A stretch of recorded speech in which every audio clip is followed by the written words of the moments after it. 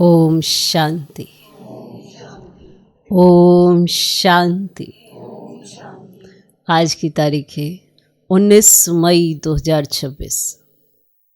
साकार महावाक्य।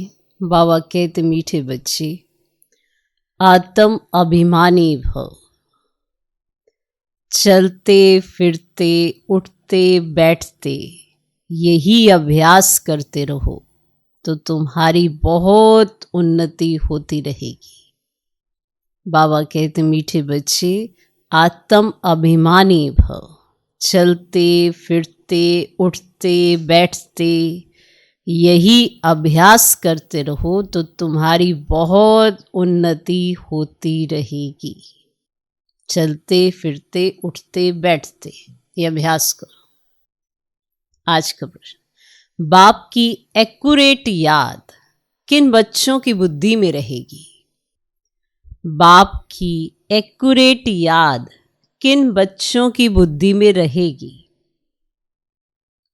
उत्तर, जिन बच्चों ने बाप को एक्यूरेट जाना है। जिन बच्चों ने बाप को एक्यूरेट जाना है।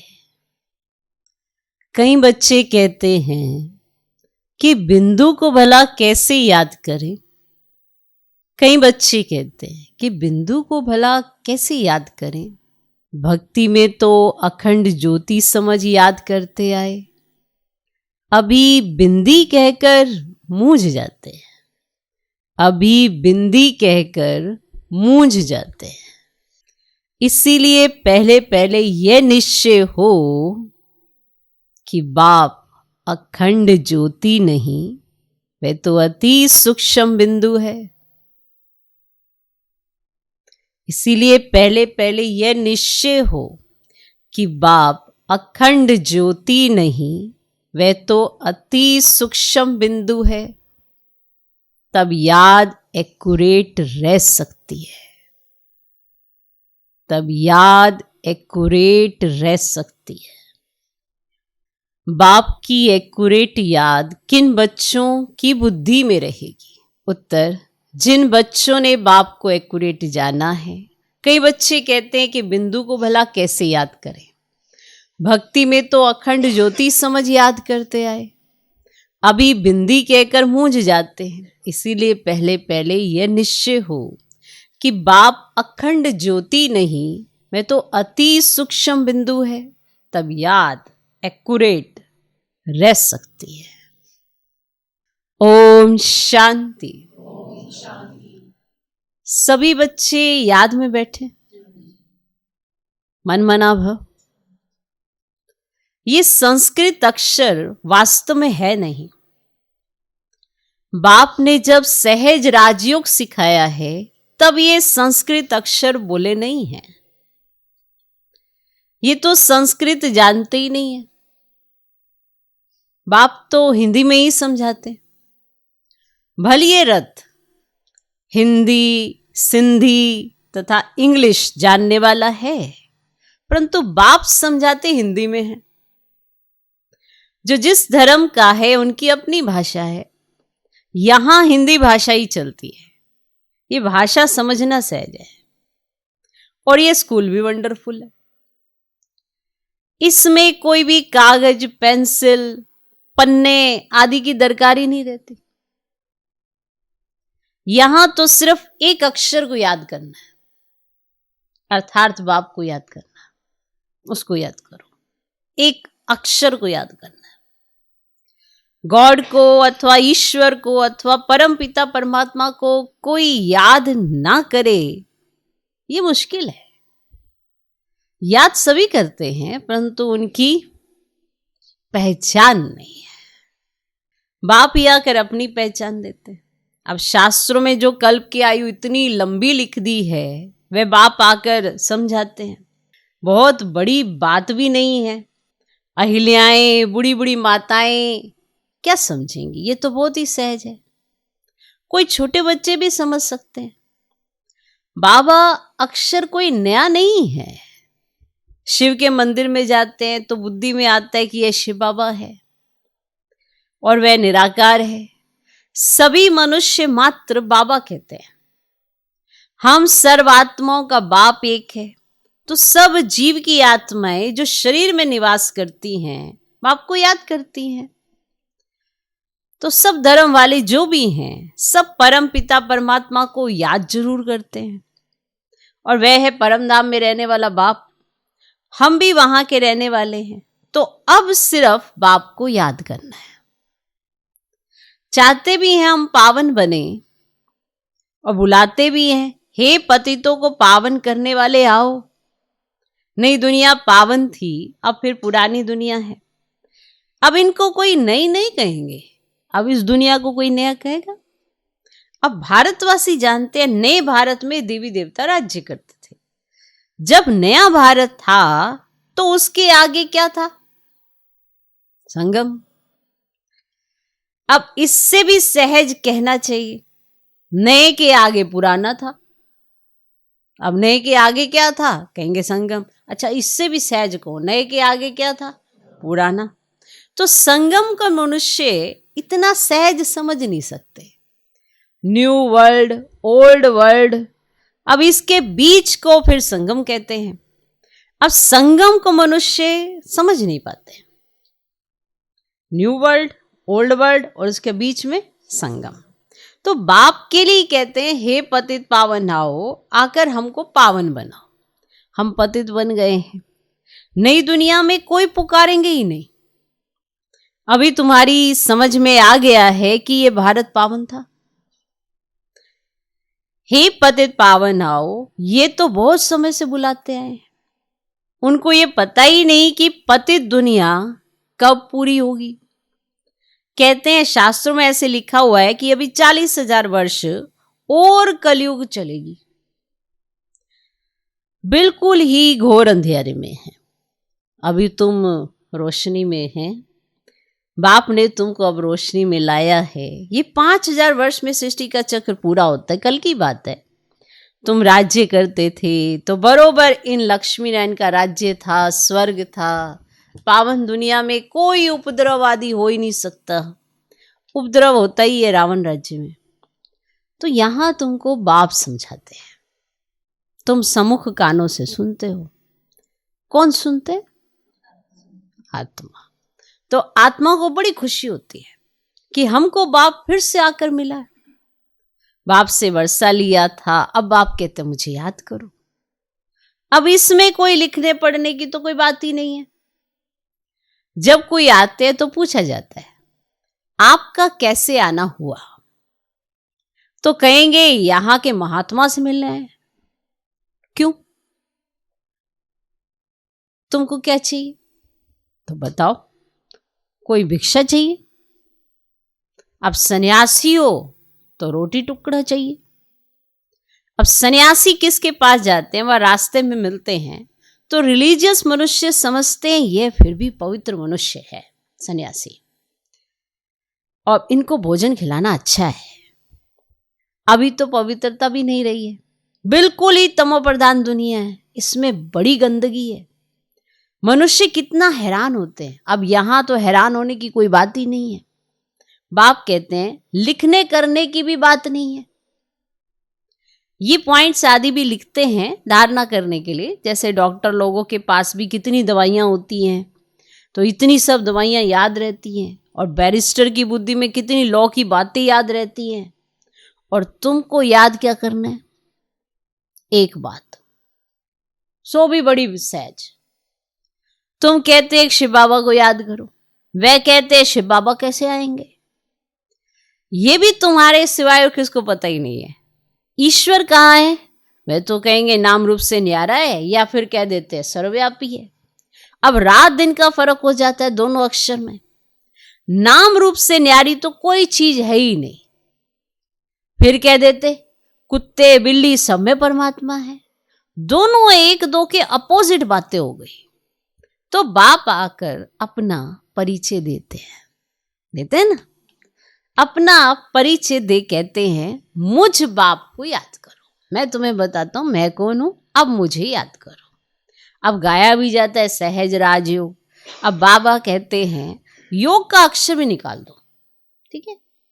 योग कहोगे तो फिर तुम्हें डिफिकल्ट लगेगा, याद कहो। जैसे छोटा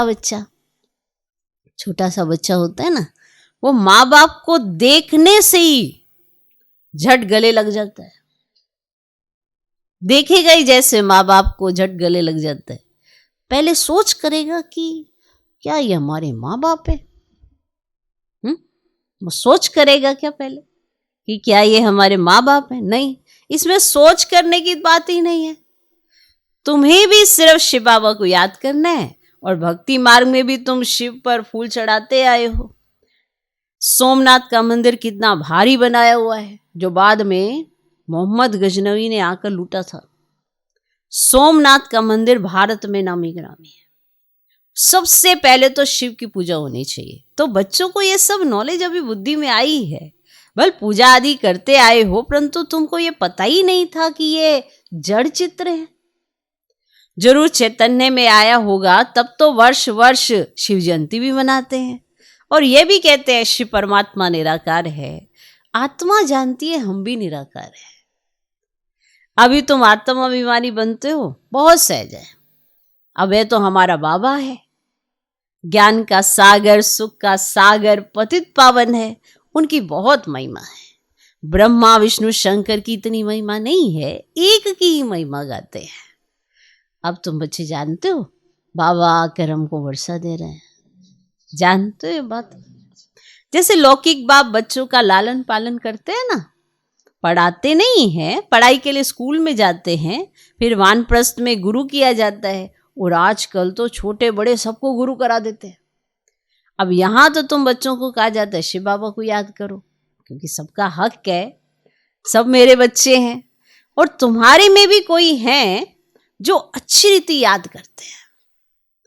कई तो कहते हैं बाबा किसको याद करें, बिंदी को कैसे याद करें। आज दिन तक भी कई ऐसे प्रश्न करते रहते हैं, बिंदी को कैसे याद करें। बड़ी चीज को याद किया जाता है, बाबा थोड़ी बड़ी बिंदी बताओ। अच्छा, परमात्मा जिसको तुम याद करते हो वे चीज क्या है? तो कह देते अखंड ज्योति स्वरूप है, परंतु ऐसे नहीं है। अखंड ज्योति को याद करना रोंग हो जाता है।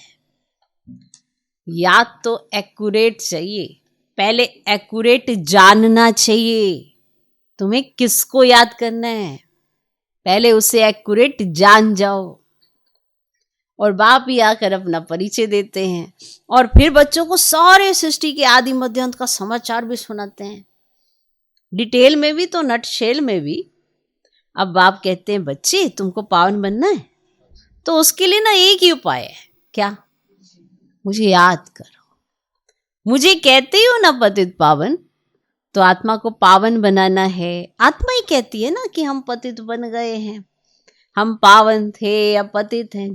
सब तमो प्रधान है, हर एक चीज पहले सतो प्रधान फिर तमो प्रधान होती है। आत्मा खुद कहती है मैं पतित बनी हूं, मुझे पावन बनाओ। और शांति धाम में पतित होते नहीं, यहाँ पतित हैं तो दुखी हैं, और जब पावन थे तो सुखी थे। तो आत्मा ही कहती है हमको पावन बनाओ तो हम दुख से छूट जाएं। और तुम समझते हो आत्मा ही सब कुछ करती है, आत्मा ही जज बैरिस्टर आदि बनती है, और आत्मा ही कहती है मैं राजा हूं, मैं फलाना हूं, और अभी ये शरीर छोड़ दूसरा लेना है। तो इसको कहा जाता है आत्म अभिमानी। घड़ी घड़ी याद रहना कि कर कौन रही है, चला कौन रही है, क्या हो रहा है, ये है आत्म अभिमानी अवस्था। ये नहीं कि 1-2 घंटे आपको याद ही नहीं आया कि कर कौन रहा है। जब आत्मा नहीं समझेंगे, शरीर को ही मैं मान के चलेंगे, और फिर बस उलझ गए। और फिर उसके बाद कंक्लूजन क्या निकलेगा कि बस उसने ऐसा कहा ना इसलिए ऐसा हो गया। पर हम भूल गए कि हम आत्म अभिमानी अवस्था में ही नहीं है। तो क्या कहा गया है कि सब कुछ चलते फिरते उठते बैठते आत्मा समझ कर कार्य करो ना, तो हल्के भी रहोगे। अब देह होते आत्म अभिमानी अवस्था चाहिए। रावण के राज्य में देह अभिमानी होते हैं, बार बार याद करते हो क्या अपने आप को, लेकिन नेचुरल देह अभिमान आ जाता है। आत्म अभिमानी अभी बाप बनाते हैं। इस समय आत्मा पतित दुखी है तो पुकारती है हे बाबा आओ। अब ये भी तुम जानते हो, ड्रामा प्ले अनुसार पतित से पावन और पावन से पतित बनते आए हैं, चक्र फिरता ही रहता है। अभी तुम्हारी बुद्धि में बैठा है हमारे 84 जन्म कैसे हुए हैं। अभी ये बात भूलो मत, स्वदर्शन चक्रधारी हो बैठो। उठते बैठते चलते फिरते बुद्धि में हमको सारी नॉलेज है। तुम समझते हो वेद के बाप से हम वेद का वर्षा ले रहे हैं। बाप बच्चों को समझाते कि तुमको एक बाप को ही याद करना है। बाप को याद करना, रोटी टुकड़ खाना है, बस। तो याद आया, समझ में आया कि आज क्या पढ़ाया। बाप को जानो, पहचानो और फिर उन्हें याद करो, तो पावन बनेंगे। इसीलिए बार बार एक ही बात कह रहे हैं, मुझे याद करना है पर मुझे जान और पहचान तो लो। ये रहस्य समझा रहे हैं। और बाकी तो तुम्हें कुछ चाहिए नहीं, रोटी टुकड़ खाना है बस। रोटी सिर्फ पेट के लिए चाहिए होती है, ठीक है, बस रोटी टुकड़ खाना है बस। मीठे मीठे सिकलदे बच्चों को बाप घड़ी घड़ी कहते हैं।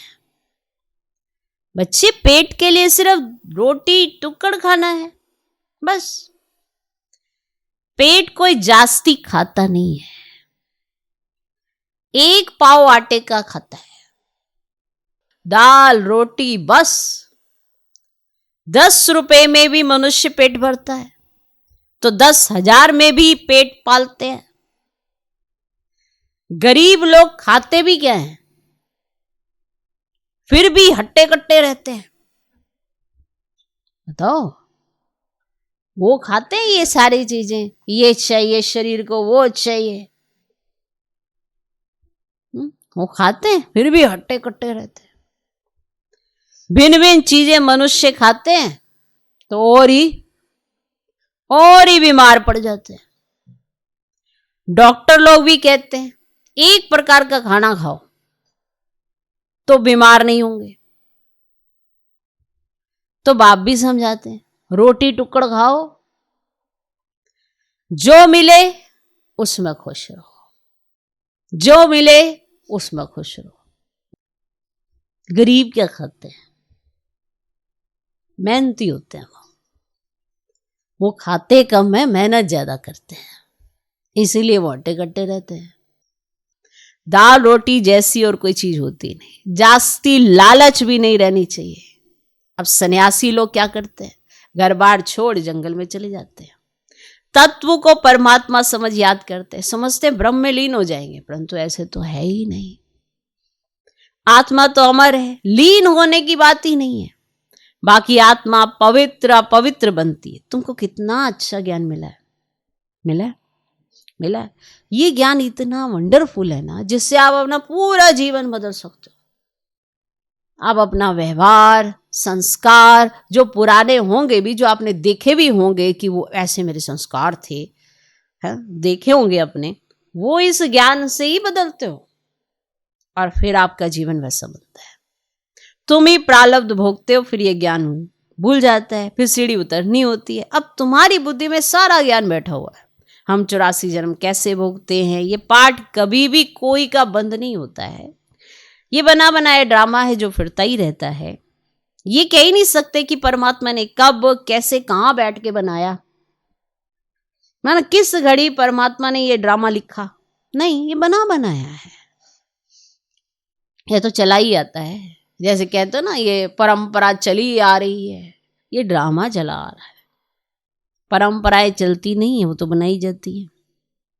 तो वर्ल्ड की हिस्ट्री ज्योग्राफी रिपीट होती ही रहती है। इन बातों को कोई समझते ही नहीं। तुम जानते हो हम ड्रामा पे अनुसार आए हैं, जानते हो, तुम जानते हो हम ड्रामा पे अनुसार आए हैं, अब फिर से ड्रामा अनुसार राज्य ले रहे हैं। ये बातें और कोई समझ ही नहीं सकते। पूछा जाता है ड्रामा सर्वशक्तिमान है व ईश्वर, तो कहते हैं ईश्वर सर्वशक्तिमान है, समझते में सब कुछ कर सकते हैं। बाप कहते हैं मैं भी ड्रामा के बंधन में बांधा हुआ हूं, पतितों को पावन बनाने मुझे आना पड़ता है। तुम सत्युग में सुखी बन जाते हो, मैं भी जाकर विश्रामी होता हूं परम धाम में। तुम सुखी हो गए, चलो मैं चला, फिर अब मैं परम धाम में विश्राम करूंगा। तुम सिर कुले चढ़ जाते हो, तुम्हारी शेर पर सवारी है। तुम जानते हो सेकंड बाय सेकंड जो भी चलता है वह ड्रामा की नोंद है। तुम बच्चों को कितनी अच्छी नॉलेज है। आप सिर्फ बाप और वर्षे को याद करो, बस।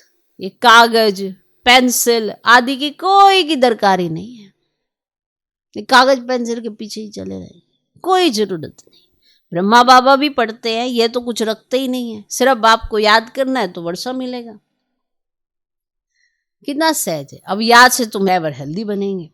ये है धारणा की बात। लिखने से क्या फायदा होगा? लिखने से क्या फायदा होगा? ये तो सब विनाश हो जाएगा। परंतु कोई याद रखने के लिए लिखते हैं। जैसे कोई बात याद करनी होती है तो गांठ बांध देते हैं। तुम भी गांठ बांध लो, शिव बाबा और वर्षे को याद करना है। ये तो बहुत सहज है। योग अर्थात याद। कहते बाबा याद ही नहीं ठहरती। योग में कैसे बैठे? योग में कैसे बैठे? अरे लौकिक बाप की याद उठते बैठते चलते फिरते रहती तुम्हें। अरे भैया बाप को याद कर लो, उस बाप को जिससे आपको 84 बाप बाद में मिले, वो ठीक ठाक मिल जाए। तो इसलिए संगम पर बेहद के बाप को याद कर लो, वो ज्यादा बेटर है।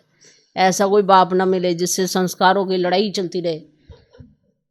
कहते नहीं बाप तो अच्छे होते हैं। अरे भैया सबके बाप अच्छे ही होते हैं। वो बात अलग है कि किसी के संस्कार कैसे, किसी सबके अपने इंडिविजुअल संस्कार हैं। कोई ऐसा नहीं कह सकता कि मुझे यहाँ से मिले वहाँ से मिले। बस आप किस ढंग से जीते हैं बात वहाँ आती है। इसीलिए एक ही बाप के कोई सन्यासी बन जाता है, कोई अच्छे कर्मों पे चला जाता है, और उसी बाप का कोई कुछ और ही बन जाता है। और बस वो क्या ही बन जाता है, बस क्या ही कहना। तो है तो वही बाप। तो सब अपने अपने संस्कारों के अनुसार जन्म लेते हैं। तो इसलिए इस अंतिम जन्म में क्या करो? बेहद के बाप को याद करो ताकि सब अच्छा अच्छा मिले। ठीक है जी, फिर बेड़ा पार है। तो बाबा कहते अरे लौकिक बाप की तो याद तुम्हें उठते बैठते चलते फिरते रहती है, तुम भी सिर्फ याद करो, बस बेड़ा पार है। अच्छा, मीठे मीठे सिकिलधे बच्चों प्रति माता पिता बाप दादा का याद प्यार और गुड मॉर्निंग, और रूहानी बाप की रूहानी बच्चों को नमस्ते। हम रूहानी बच्चों की भी रूहानी बाप को नमस्ते नमस्ते नमस्ते। Good morning good morning good morning. धारणा के लिए मुख्य सर पहला पॉइंट, स्वदर्शन चक्रधारी बन 84 का चक्र बुद्धि में फिराते रहना है। स्वदर्शन चक्रधारी बन 84 का चक्र बुद्धि में फिराते रहना है। बेहद बाप को याद कर बेहद का वर्षा लेना है, पावन बनना है। बेहद बाप को याद कर बेहद का वर्षा लेना है, पावन बनना है। दूसरा पॉइंट, किसी भी चीज की लालच नहीं करनी है। किसी भी चीज की लालच नहीं करनी है। जो मिले उसमें खुश रहना है। रोटी टुकड़ खाना है, बाप की याद में रहना है। किसी भी चीज की लालच नहीं करनी है। जो मिले उसमें खुश रहना है। रोटी टुकड़ खाना है, बाप की याद में रहना है। आज का वरदान, सर्व के दिलों के राज को जान, सर्व को राजी करने वाले सदा विजयी भव। सर्व के दिलों के राज को जान, सर्व को राजी करने वाले सदा विजयी भव। विजयी बनने के लिए हर एक के दिल के राज को जानना है। किसी के मुख द्वारा निकले हुए आवाज से उसके दिल के राज को जान लो। उसके मुख से निकली हुई आवाज से उसके दिल के राज को जान लो तो विजयी बन सकते हो। लेकिन दिल के राज को जानने के लिए अंतर्मुखता चाहिए। जितना अंतर्मुखी रहेंगे उतना हर एक के दिल के राज को जानकर उसे राजी कर सकेंगे। राजी करने वाले ही विजयी बनते हैं। आज का स्लोगन, वैराग्य ऐसी योग्य धरनी है जिसमें जो भी फल डालेंगे वह फलीभूत अवश्य होगा। वैराग्य ऐसी योग्य धरनी है जिसमें जो भी फल डालेंगे वह फलीभूत अवश्य होगा। यह व्यक्ति इशारे सदा अचल अडोल एक रस स्थिति का अनुभव करो।